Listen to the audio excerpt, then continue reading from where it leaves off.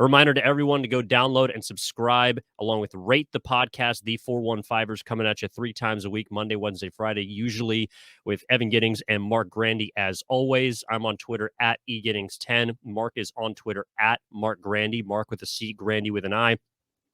We've spent a lot of time talking about the defense, and we'll continue to talk about the defense because they absolutely deserve it.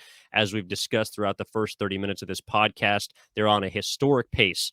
That means that for the 49ers to put together a winning equation, the offense does not need to meet the defense of the 49ers. I don't think they have it in them, but they need to be what they were against the Rams on Monday Night Football, which is just all right, just average. And above average probably gets you to a 15-point victory. Like, that's at least where I'm at with this team, Marc. The question that I have is concerning the second half of football games so far, because in the first 4 games of the season, even in a relatively, I would say, dominating performance against the Rams, they scored 3 points on offense in the second half. Against the Broncos, they scored 3 points in the second half. Against the Seahawks, they scored 7 points in the second half. And against the Bears, they had 3. They have scored 1 touchdown in the second half of the first 4 games this season. That's certainly something to raise your eyebrows at. And I know that the first 2 games you can kind of throw out just because of the quarterback situation, but I'm looking this weekend specifically against Carolina and then moving forward for the 49ers to continue to try and step on opponents' throats. Whereas so far, granted, the last 2 opponents have been potentially playoff teams, but they have not been able to do it yet to the point where fans feel comfortable with a lead in the second half. Yeah, and there was obviously the touchdown the Niners scored in this game, but that was, of course, by the defense, Salno Hufanga, so can't credit the offense for that one. And then you look, I mean, it's okay, if you're not scoring points and the opponent isn't either. The opponents have scored 30 in second halves this year, 7 of those, though, on a special teams play, that blocked field goal return for a touchdown by Seattle. So if you're looking at points only scored by, the Niners offense, and then, the opponent's offense against the Niners defense, it's 30-16 in favor of opponents in the second half of games. And, 30 points in 4 second halves, that's not bad defensively at all.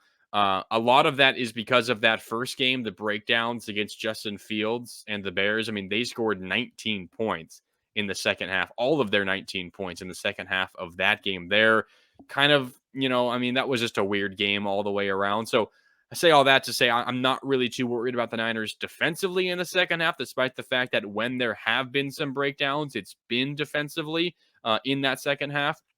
But offensively in the second half is a bit of an issue. I will say, Kyle Shanahan admitted on his weekly conference call on Tuesday that the way that his defense is performing is always, kind of a factor in how he's calling games offensively. He, is aware that the Niners defense was just incredible on Monday night against the Rams. He's not going to be calling, these shots down the field, chances, trying to get 6 points, for worry of an interception, giving the ball right back to the Rams offense. He's going to be more methodical. He's going to be more conservative. He's going to try to eat clock. He's going to try to, get in field goal range and allow Robbie Gould to try to make one. And I think we have to also say that Gould missed a 42-yard field goal on Monday night. That would have been 3 more points. No Niner fan is going to be ecstatic about a field goal, but that would have iced the game as well. And it was, Shanahan's offense, Jimmy Garoppolo and Deebo Samuel and Jeff Wilson Jr. that got them into field goal range. So there's obviously always moments here or there where you could say, well, they should have scored more than that, and it wasn't really anyone's blame on the offensive side of the ball. But I'm with you. They do need to figure it out a little bit more in the second half offensively, because if that, keeps up and you're playing against some of these better quarterbacks, when you get towards the end of the regular season, when you need a win, when you need a score, generally the best quarterbacks, and it's happened against the Niners multiple times in the postseason and, close games at the end of the regular season. It's hard, no matter who the defense is, sometimes to stop the truly elite quarterbacks in this league. So you're going to need your offense to support you just a little bit. And as you mentioned at the beginning of this conversation, it doesn't need to be 30 points a game. You score 21 points in the second half. It does not need to be that with this defense, but it has to be more than what they're averaging 4 offensive points per second half in games so far this year. That's just simply not going to cut it. No, and again, yeah, we're not asking for a 19-point explosion like the Bears had in week 1.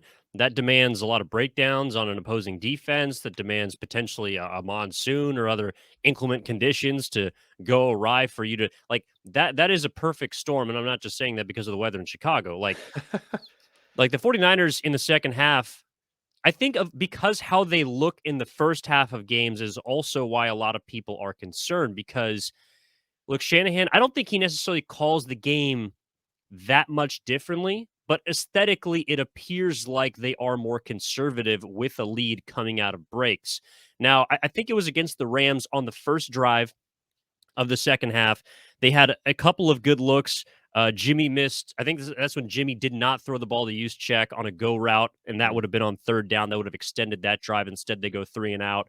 I mean, so it's not like Kyle is unafraid to go into his bag to try and create big chunk plays in second halves of games.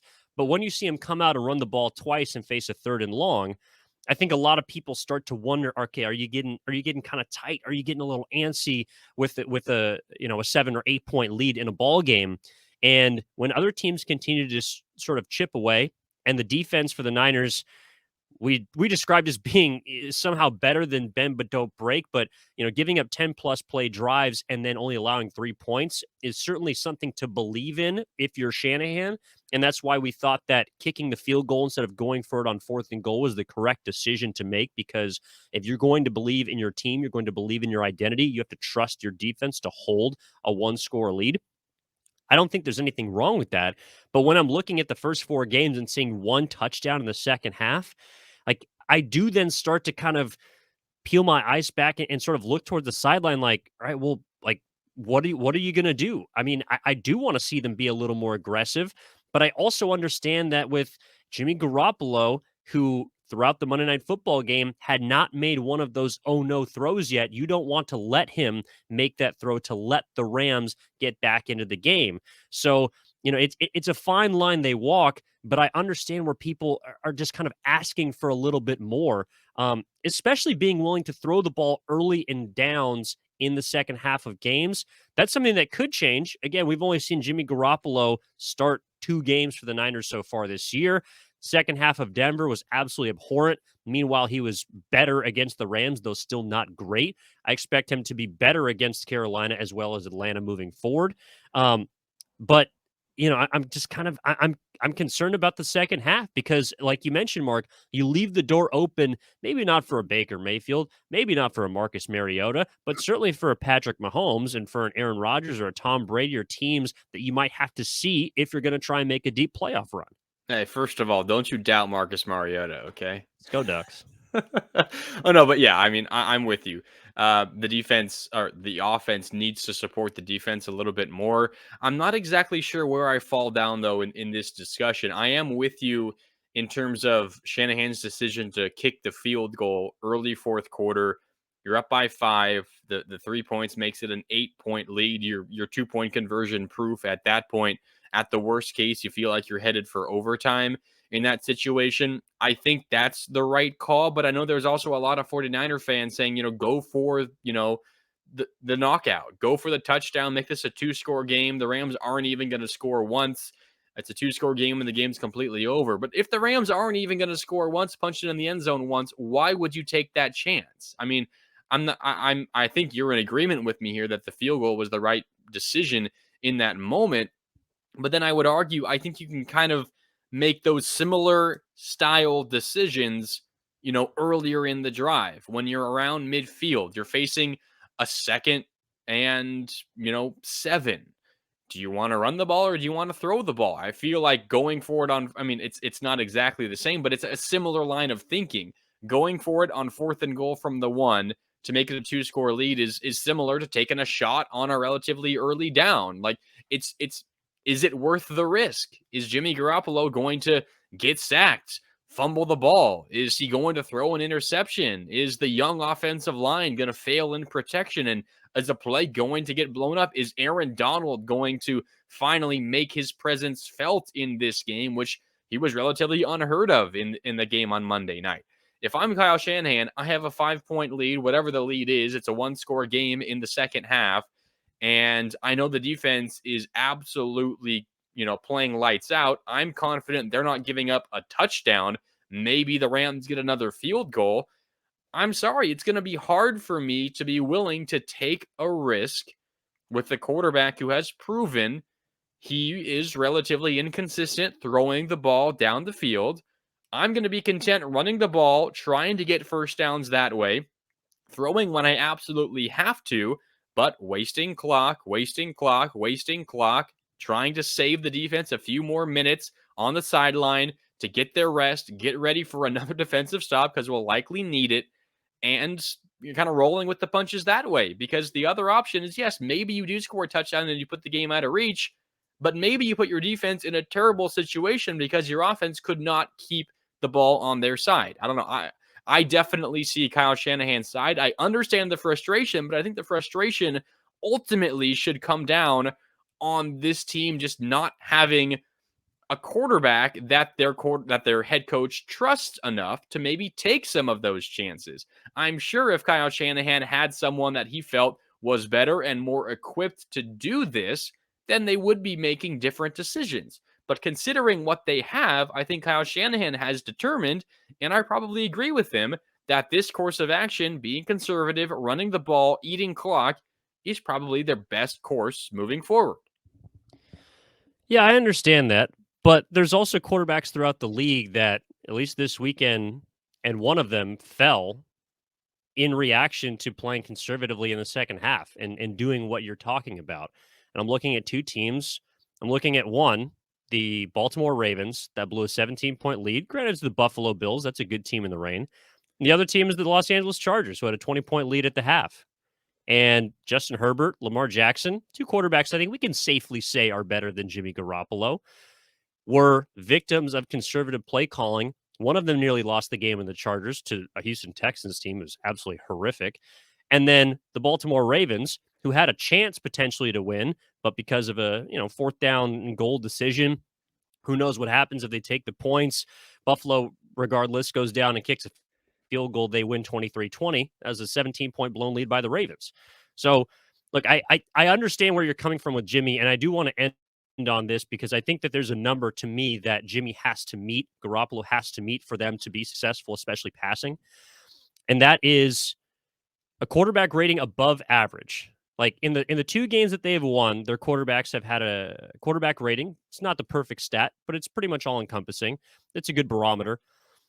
A quarterback rating of 100 against Seattle as well as Los Angeles. Right now, the average quarterback rating in the league is about 88. And if you want to say, okay, well, that's 4 games, fine. In 2021, the average quarterback rating across the league was 90. If Jimmy Garoppolo is above that, I believe the Niners should win almost every single game.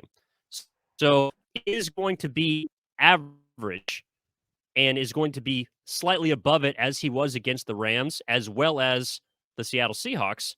Then to me, I'm okay with trying to get a little more aggressive in the second half as to avoid a situation, even if you have a good quarterback. I know we got to wrap up here in a minute, but I I think the Baltimore Ravens comparison, specifically week 4, is a really, really tough comparison to make. Because I mean, the Ravens, you mentioned, conservative play calling in the second half, whatever the situation is. They went for it on 4th and goal from the 2 in a tie game with 4 minutes left. That's not conservative. That's the opposite of conservative. They should have taken the points. And what that ultimately was is John Harbaugh saying, I do not trust my defense. And you can understand why. You look at the Niners yards allowed per game, 234 and a half per game. You look at the Ravens, 315.3 yards per game. And that is just the passing game. That's not even factoring in the run game. So the Ravens have one of the worst defenses in the league. And yet, John Harbaugh is understanding that and decided to go for it, even though he should not have. Um, and then on the other side, the Chargers, they don't have nearly as good of a defense as the 49ers either. So I'm not sure that those two comparisons are all that even. Well, that'll wrap up this edition of the 415ers podcast. Marc Randy and Evan Giddings with another edition of the podcast. Please make sure you like, rate, and subscribe to the podcast wherever you get your podcasts, including on the Odyssey app. Evan and I will be back on Friday for another edition of the 415ers. That'll be a preview of the Carolina Panthers as the Niners travel to the East Coast. They'll be staying out east for 2 weeks after the Panthers. They take on the Atlanta Falcons in Atlanta. They'll be staying at the Greenbrier over the next couple of days between those two games. That'll do it for this edition of the podcast. We'll see you again on Friday. And thanks for listening, everybody. We'll catch you again next time.